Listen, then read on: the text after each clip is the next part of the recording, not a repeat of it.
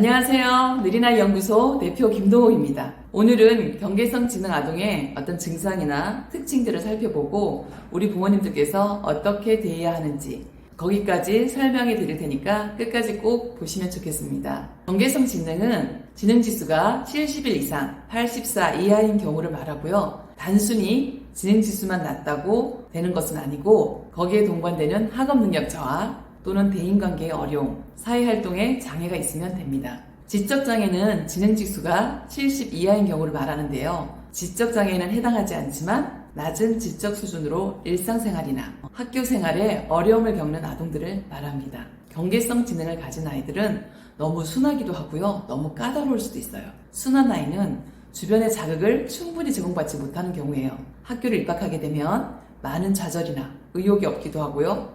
우울한 감정을 가지게 되죠. 이럴 때는 많은 자극과 자신감을 회복하는 게 먼저 필요할 것 같아요. 그리고 까다로운 아이는 충동적이거나 과잉 행동을 보이는 경우가 많은데요.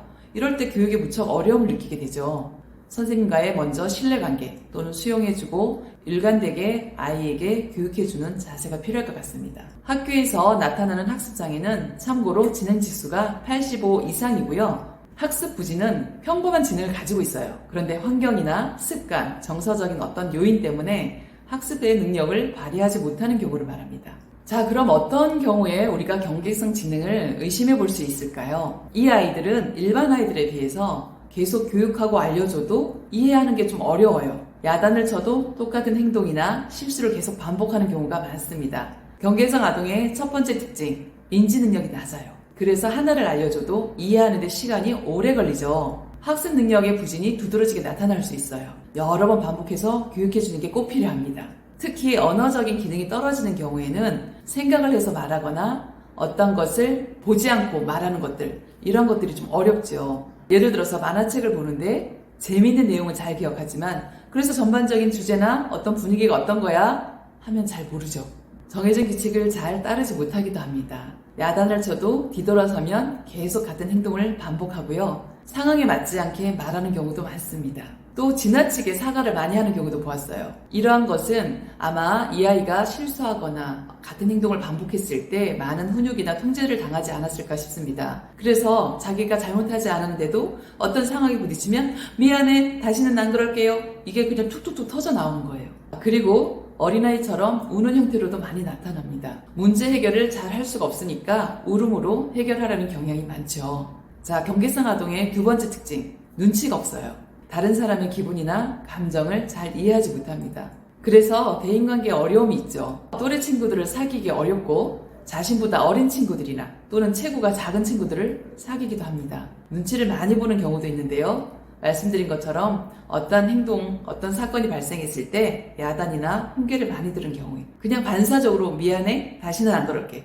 잘못하지 않았는데도 그냥 죄송해요. 이런 말들이 계속 나오는 것을 보았습니다. 자, 그리고 세 번째, 금방 배운 것도 대답하지 못해요. 기억력이 낮기 때문에 학습적인 어려움이 발생할 수밖에 없습니다. 그리고 본인이 기억한 것도 막상 필요할 때는 말하지 못하는 경우가 많습니다.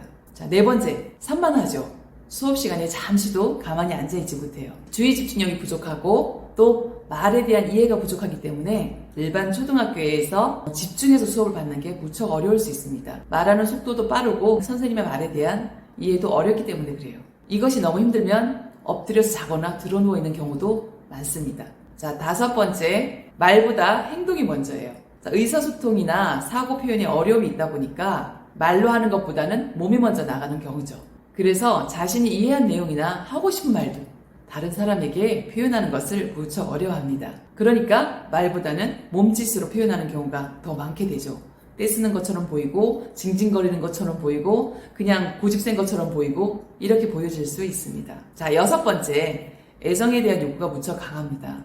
이 아이들이 많은 칭찬과 격려를 받기보다는 늘 통제나 야단을 맞다 보니까 그런 애정에 대한 욕구가 강해요.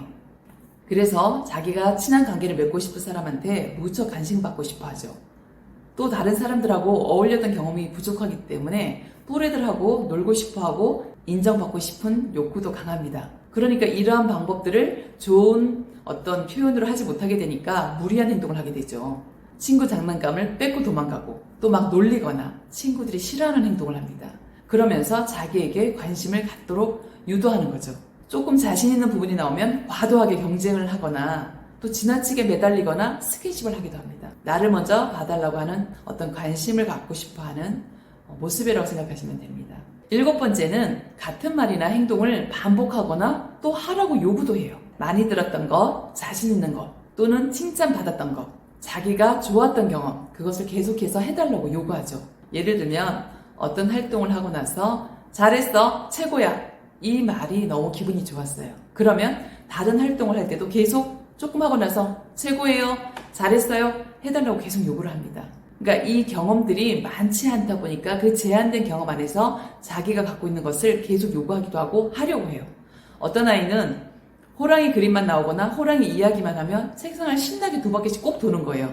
그래서 왜 그런가 봤더니 호랑이 이야기할 때 신나던 경험이 있었고 호랑이 이야기를 하면서 잡기놀이를 하면서 놀았던 경험이 있었는데 그게 좋았나 봐요. 그래서 호랑이 이야기만 하면 몇 페이지를 나가도 계속해서 책상에서 내려와서 2바퀴씩 도는 거예요. 8번째는 혼자서 무척 잘 놀아요.